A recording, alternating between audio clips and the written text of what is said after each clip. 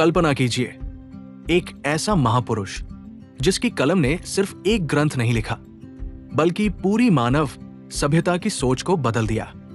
एक ऐसा कवि जिसकी लिखी पंक्तियां आज भी हर घर में, हर युग में, हर संस्कार में जीवित है।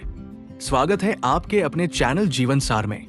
आज हम जानेंगे आदिकवि वाल्मीकि के जीवन की प्रेरणादायक कथा, एक डाकू से महान ऋषि बनने तक का असाधारण सफर। माना जाता है कि वाल्मीकि का प्रारंभिक नाम रत्नाकर था। वे एक शिकारी समुदाय में जन्मे और बचपन से ही जीविका चलाने के लिए जंगलों में जानवरों का शिकार करते थे। धीरे धीरे परिस्थितियों ने उन्हें डकैती के रास्ते पर ला खड़ा किया। रत्नाकर राहगीरों को लूटना अपना काम समझते थे और उन्हें इसमें कोई गलती महसूस नहीं होती थी। किंतु एक दिन जब उन्होंने महर्षि नारद को रोक लिया, तब उनके जीवन का मोड़ शुरू हुआ। नारद ने रत्नाकर से पूछा, तुम जो पाप करते हो, क्या तुम्हारा परिवार इन पापों का बोझ उठाने को तैयार है? रत्नाकर ने विश्वास के साथ परिवार से प्रश्न करवाया, लेकिन उत्तर मिला, हम तुम्हारे पापों में सहभागी नहीं हो सकते। ये सुनकर रत्नाकर के पैरों तले जमीन खिसक गई।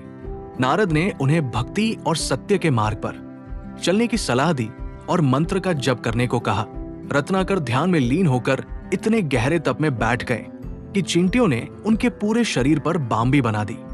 इसीलिए आगे चलकर उन्हें वाल्मीकि नाम मिला, अर्थात चींटियों की बाम्बी से उत्पन्न। जब वे तप से उठे तो उनकी चेतना बदल चुकी थी। अब वे डाकू नहीं, बल्कि एक ज्ञानी, शांत और सदाचारी ऋषि बन चुके थे। समय बीतने के बाद वाल्मीकि ऋषि बनने के साथ साथ एक महान कवि भी बन गए।